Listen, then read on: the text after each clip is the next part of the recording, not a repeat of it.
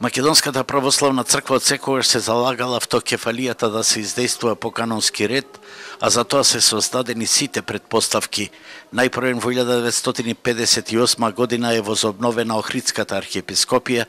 имаме самостојна држава и двата црковни центри Охрид и Скопје се на наша територија.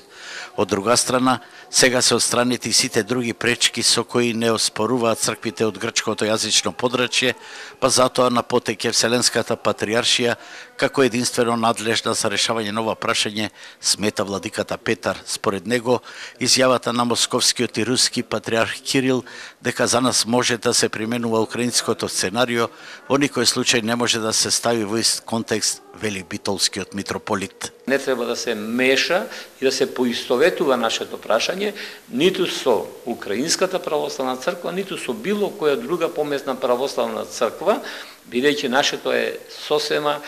поинакво прашање. Центрите црковни се на нашите простори и Охрид, Охридската архиепископија и Скопје, односно Јустинијана прима, така што ние не посегаме по туѓи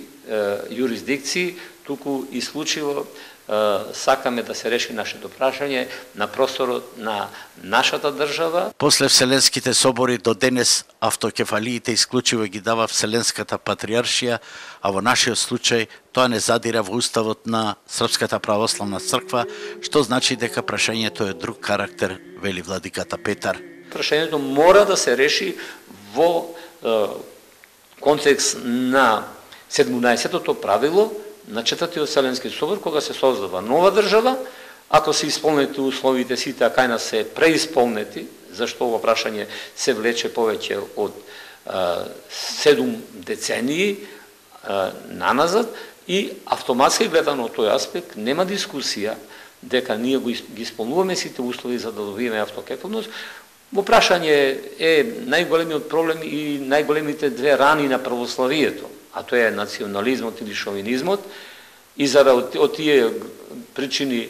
не доаѓало до признавање на некои цркви, но конкретно на нашата црква. И второто прашање, што е исто така поради хегемонистички интереси. Инаку изјавата на московскиот и руски патриарх Кирил дадена пред неколку дена во белградска политика за украинското сценарио околу признавањето на МПЦ и Црногорската православна црква, црковните аналитичари го оценуваат како обид на Руската православна црква за барање поддршка од сестринските православни цркви, вклучително и на српската, во притисоците и кавгите со Вселенската патриаршија, која и даде автокефалија на Украинската црква и создаде големи дискрепанции во православната екумена.